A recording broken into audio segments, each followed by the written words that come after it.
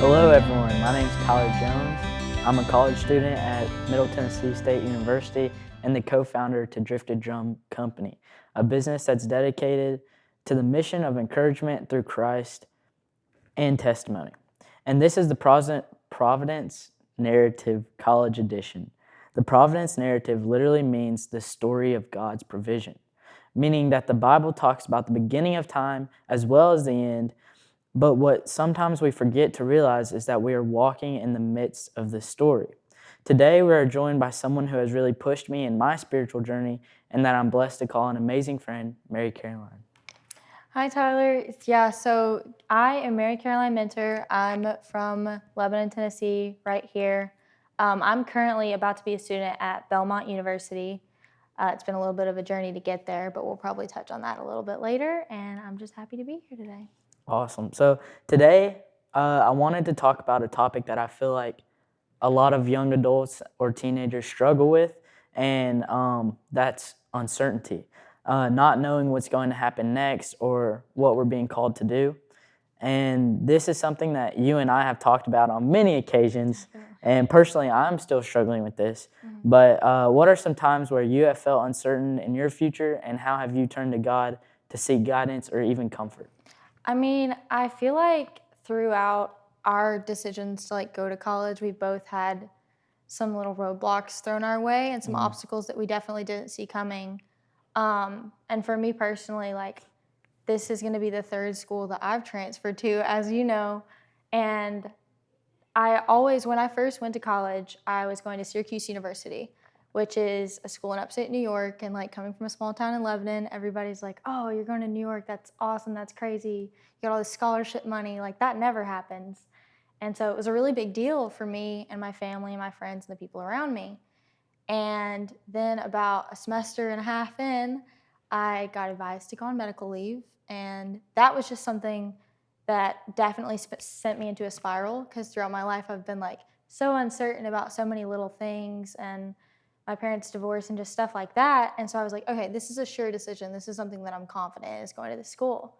So when I got advised to go on leave, I was like, God, what are you trying to show me right now? I just don't understand what's going on. And I feel like that's something that's really common, is feeling like you're a little bit different than everybody else. Because I was like, how come all these other people get to go to college and they get to stay at their college and they build their friends and they have their friend groups and they don't question it and they just stay there all 4 years for their undergrad career and then they leave? And I was like, God, why can't I do that? Why can't I stick with the same friend group? Why can't I build these relationships? Why do I have to go somewhere else? But I feel like every time I thought that I was supposed to be at a certain place, God would show me, no, you need to actually be here. And that's something that's really hard to tune into, is realizing just because I want to be somewhere and I feel like that's the place where I'm like, this is it, doesn't mean that He wants me to be there. Yeah, so where my uncertainty originates from is mainly to do with a lack of passion, I feel like. A lot of people base their future career on what they're passionate about. People are like, you're going to be happy with whatever you do if you do what you're passionate about. And there was no career or job where I was like, wow, this is what I'm going to do. This is for me. And so I've gone on so many career crises where I think I'm going to do this. I'm going to be a great businessman. I'll do business. People have told me, oh, you're really good with kids. Maybe you should be a teacher. Okay, I'll be a teacher. Or it's just little things someone will mention, and I'm like, well, maybe this is my career path. But, trying to figure it out is so tough when everyone based those 4 years of college on the rest of your life. But especially for someone who doesn't know what they're passionate about. But, as Christians, we're called to minister no matter what career we choose. And I think that trusting in God and always having Him in the back of my mind on the decisions I make, I don't think that, He'll lead me to somewhere I'm not supposed to be. But that's hard to that's easy to say and think, but that's really hard to actually give into, because we can know that we trust in Him and that we believe that He's not going to lead us astray, and we believe that He's going to lead us to the right people. And But it's so hard to actually give into that, because as soon as we make a decision for ourselves and then we think, oh, it's this great thing, and then it doesn't go our way, it's heartbreaking. The world like tells us we're supposed to be like doing this and achieving these great things, and when we feel like something's like taken out from under us, this opportunity that we thought we had, it's scary and it's hard and it's horrible. And I feel like too, especially in today's day and age, people expect you to kind of like turn 18 and figure your life out, basically. And like they expect you to either go get married or go to college or be on your career path with whatever, like trade school or just your whatever career path you choose. And that's not always the case, because it's not so black and white. Like it's a lot of it gray, especially when you're in your early 20s. And I think we need to all stop comparing ourselves to everybody else so much and just focus on God a little bit more. But when there's all that noise from the world telling us, oh, this is normal, no, that's normal. It's really hard to actually give in to him and like follow him and not listen to the world. Because I feel like a lot of times the noise of the world is so much louder than God's voice, unless you're really focusing on his voice. You know what I mean? No, yeah, I agree with that, because there's been multiple occasions where I've thought, man, this is what God's calling me to do. This is like what he wants me to do. And then I go pursue it. It doesn't work out. And I'm like, God, what are you doing? What is this? Yeah. I think that, we can get distracted by a lot of different things, especially like I consider myself to be someone who gets so involved with something so early, and I'll put all my effort into this one thing that I feel like I'm being called to, and then as soon as like it doesn't work out, I'm like, God, what are you trying to was teach that me? but was that God? Yeah. Because like we sometimes we might listen to what our friends think, and like I was saying earlier, someone might say, oh, you're good with kids, be a teacher. Was that God saying that, or was that just someone saying that you're good with kids? You gotta seek out his voice. His voice. In the midst of everything. Right. Yeah. Because and also we know that like praying is a great way to like conversate with God and like to actually hear his voice. But we want to be around people all the time, or we want to be doing something all the time and like actually like being active in something. And sometimes I think we forget to slow down and pause and really talk to him instead of like listening to what everybody else says he's saying. Right. And it's hard to differentiate too, because it's like when it's people you trust and people you love, you're going to listen to them. You trust their wisdom. You trust where they've been in their life. But we got to understand too, just because somebody's older or they've been through more, quote unquote, than you've been through doesn't mean that they necessarily have the right answer, because God's the only one who has the right answer. We just don't know what it is, and we're too busy trying to pursue what we're trying to pursue sometimes to be able to actually hear him and figure out what he's trying to tell us. And I feel like he's going to keep putting us in situations to learn from them and to grow from them until we figure out what he's trying to teach us. So sometimes he just keeps throwing us back in the water, it feels like, until we finally take a moment and pause and we're like, wait, why am I being continually taken out of situations that I want to be in? Is it because I'm not good at this, or is it because he's trying to teach me something different than what I'm actually getting out of it the first time? I think that there's many times where I've been in that situation where, kind of the opposite. Like he brought me back to something that I thought I was done with. Like considered, like I'm a track athlete and I ran track in high school and for Team USA and stuff. And I was very passionate about that. And then I have an injury, and then I kind of feel like I'm going to come back. COVID happens, don't have a season, and all these things start falling apart where I'm like, okay, God, this is you telling me I'm done with track. And then now God's bringing me back. I feel like he's calling me back, like, putting these thoughts in my head where you need to be back in track. This is like, you can use this as a platform to spread my word, and you can touch many people's hearts like you have. And so now that I'm coming back to track, it's like he'll always put you back on the path if you miss something. And I feel like I missed something, and now he's putting me back on the path. Different situation, but when I went to school at Syracuse that first semester, and then after I went on my medical leave, I transferred to a school back in Tennessee to like continue my studies, be around doctors, everything like that. And then I was like, okay, I get my scholarships back. Why would I not go back to this school, this top 50 really good school I've always wanted to go to? Why would I not go back? So I did. And in that situation, he was bringing me back to show me that I didn't need to be there to be who I'm meant to be, you know, that like I needed to be finding my identity in him and not in that, because like I was focused so much on that school and on the things that I could learn there and where it was and how much I enjoyed being there that I almost forgot like how good it was to be around people here who cared about me and who loved me so much. And like the place where I grew up, it has its downfalls, as everything in life does, but like there are so many people and places and to appreciate here too. So like I feel like he called me back almost to this, and I didn't like it, and I was like, I'm still a little bit upset about it. I'm still praying to him to like find peace in that, because I'm not content in that yet.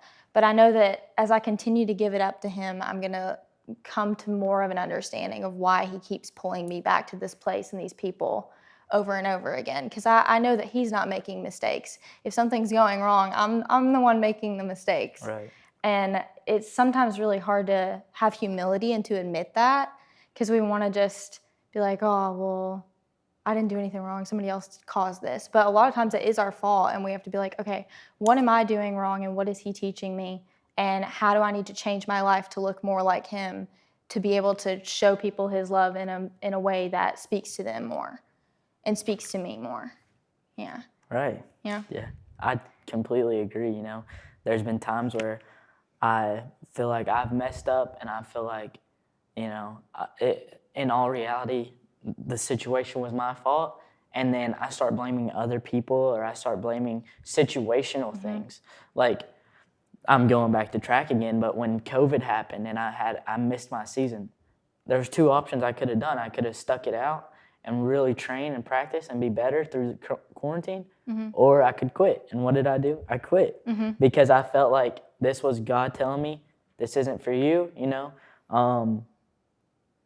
And then now that he's bringing me back, there's so much that I feel like I missed out on because I didn't stick with it. But I don't think God's done with that journey of my life. I don't think God is finished with that chapter. I think that he's pulling me back to it again, because there's more to be done, and there's more I can do in that. So. And I feel like so much of our uncertainty too comes from the fact that we don't know his plan. Like, we have no idea what we're doing, and we have to admit that. We have to admit, like, we don't know where we're going, and especially in our early 20s, we don't know what the rest of our lives are going to look like. We can come up with an idea in our head of the next 5 years or make goals, right? But those goals may not be the same goals that he has for us, and we have to accept that. Because I know for me, so many things are thrown my way when I make this like goal to do whatever, and my life just gets thrown in a completely different direction. And when I was a little bit younger, like a couple years ago even, that would throw me for a loop. I got so anxious. I was like struggling with depression, and like I would delve into that and I would give into that instead of turning back to God.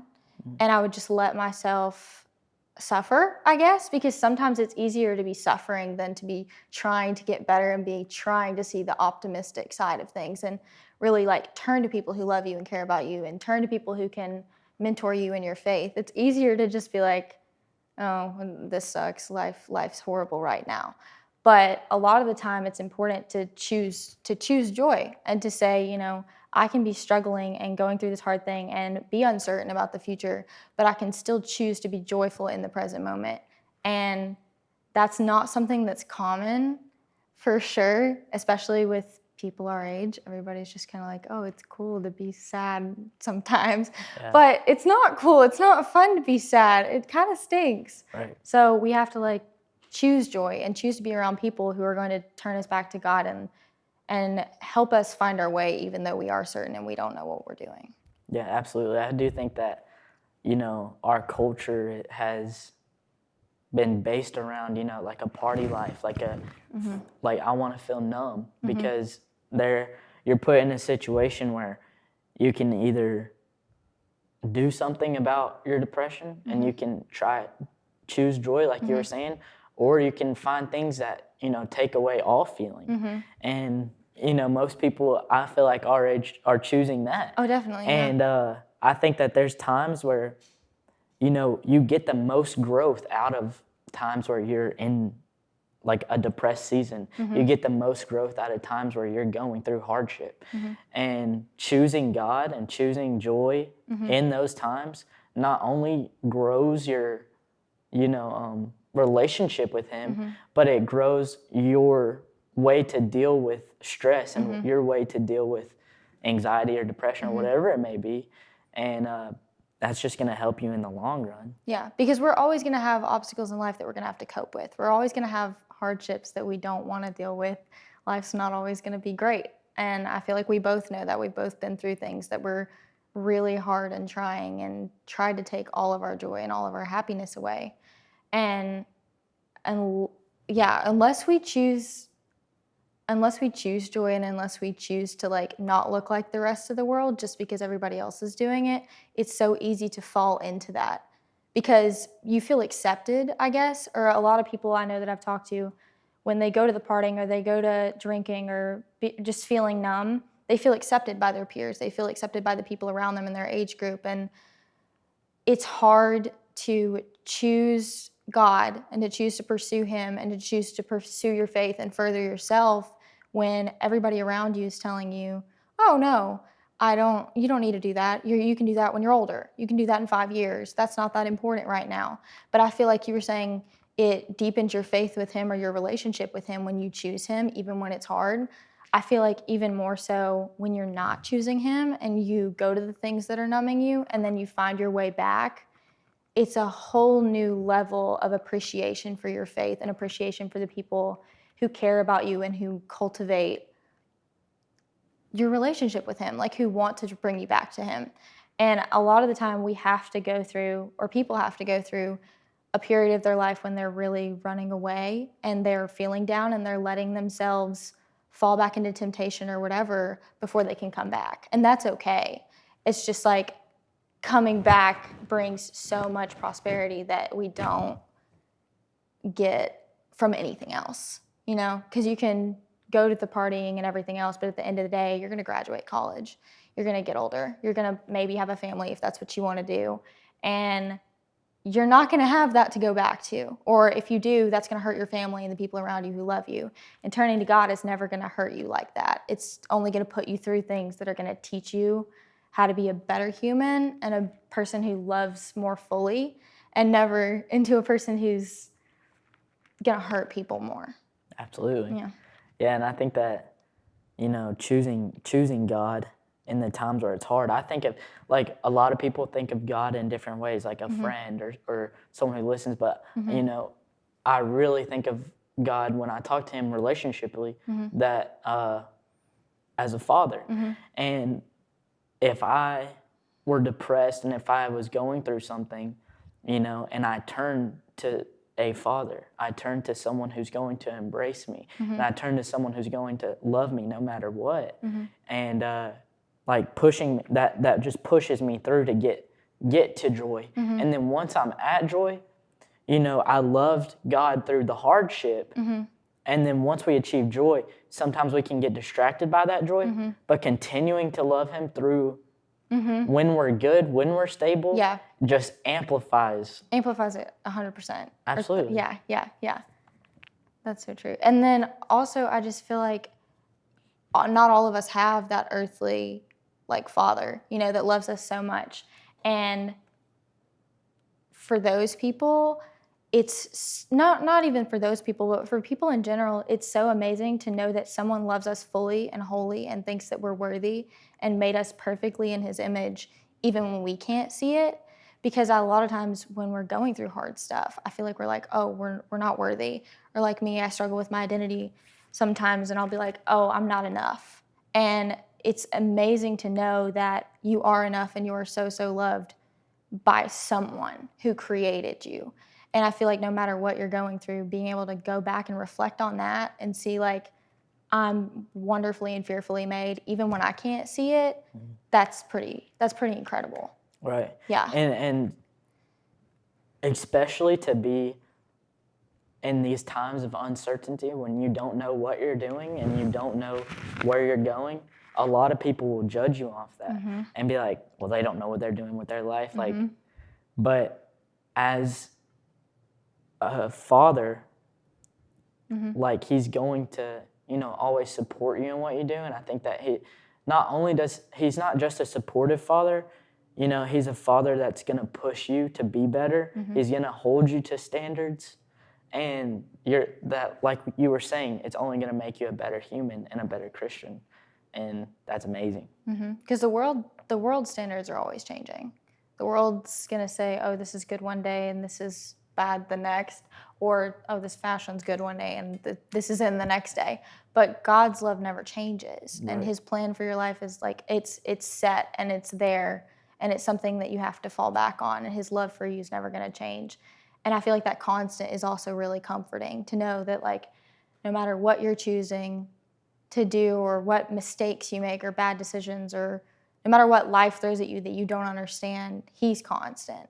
And, like, that's going to be there for you through everything, even if people fail you or situations fail you or anything fails you, he's not going to fail you. Right. Yeah.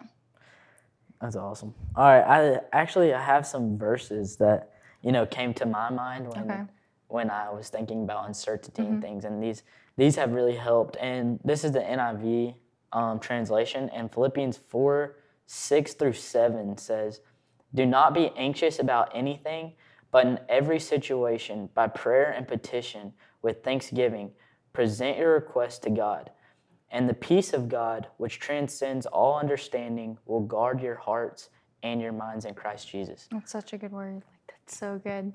And so, like, just being able to, like we were talking about, a lot of times we look to people to tell us what God is wanting us to do. But, it says right here, by prayer and petition, like, always be praying about every situation. It's not just, God, help me with this life-changing decision, but God, help me with today. Help me with, anything that may come up where I can touch someone's heart.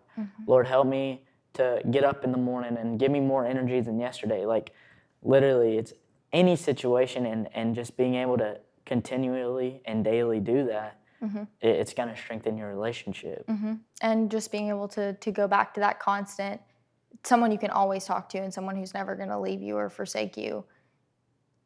That's to make your life easier in general. Even through the hard times, it makes life better because you have something to rely on always and to rely in always. And that's his love. And that's just trusting that he's going to do what he needs to do and you're going to be okay. Right. And then this next verse is, always talking about, like, when you don't have a plan, when you're uncertain. And I think that this verse I'm about to read puts you in the mindset to live for today because, like, we don't know what's next, but he does. And I'm going to go ahead and read that for y'all. It's Jeremiah 29:11. "For I know the plans I have for you, declares the Lord, plans to prosper you and not to harm you, plans to give you hope in a future."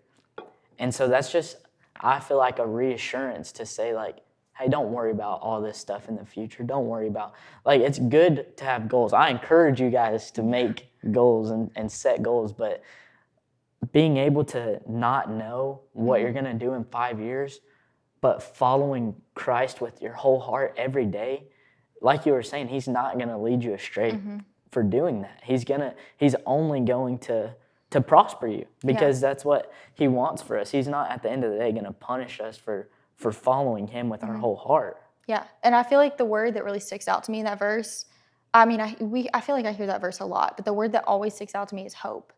Because definitely when you're in a situation that you don't understand and that you're dealing with uncertainty, it's really, really hard to find that hope.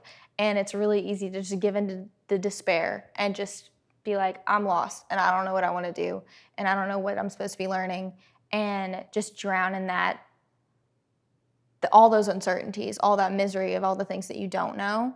but his love can give us that hope. And I know a lot of people need that hope, especially when they're struggling a lot and they don't know what else to turn to. That hope is the most important thing that they can go back to, because it's like, hey, you don't know what your future looks like, you're uncertain about it, but there is a future, and it's even better than you can ever imagine, and you're going to help more people and touch more people and love more people than you can ever imagine, even though you can't see it right now.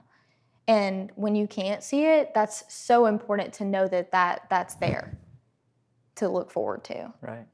I'm gonna give a little plug in to. There's this song that me and you have listened to probably a million times. It's called "Nothing I Hold On To." Such a good song. And Proverbs 3:5-6. This is pretty much what it's based off of. It says, "Trust in the Lord with all your heart, and lean not on your own understanding. In all your ways submit to Him, and He will make your path straight." That song says, lean not on your own understanding. My life is in the hands of the maker of heaven. And so just being able to remember that I'm not going to know all the answers. I'm not going to, be right in every scenario, even when I think that I am. And so being able to know that my life is in the hands of the God who made me. Like He's not gonna, He knows me better than I know myself. He knows me better than anyone does. And so being able to trust Him, and Him being able to reassure me that the path that He has for me is set straight. I'm not gonna, be led astray by sticking to what I believe He's calling me to do. And no mistake is too great for Him to redeem. Period. And that's awesome. That's something incredible that we need to also remember. Nothing, everything that we think is going to happen, no matter how it goes, no matter what we do, no mistake is too great for Him to stop loving us. It's just not going to happen. Absolutely. Yeah. I think that, a lot of time people get caught up in not knowing what's going to happen next just because they've made a bad decision, or just they think that God's not going to love them anymore. And what do I do next? But, Jesus He died for us so God can forgive us. And, just always going back to Him. And I just think that's a great note to end on right there, is there's no mistake too great, and He has it all in His hands. And no matter what we do or where we go, He's going to be there for us through that uncertainty. And He has these plans for us, and everything's going to be okay. And we can have hope for the future because we trust in Him and He loves us. Absolutely. I think that we're going to end with the sinner's prayer. If you guys haven't accepted Jesus as your Christ and Savior, but you're feeling called to do so, I'm going to pray us out real quick. Okay. Dear Lord Jesus, I know that I am a sinner, and I ask for your forgiveness. I believe you died for my sins and rose from the dead. I turn from my sins and invite you to come into my heart and life. I want to trust in you and follow you as my Lord and Savior. In Jesus Christ's name I pray, amen.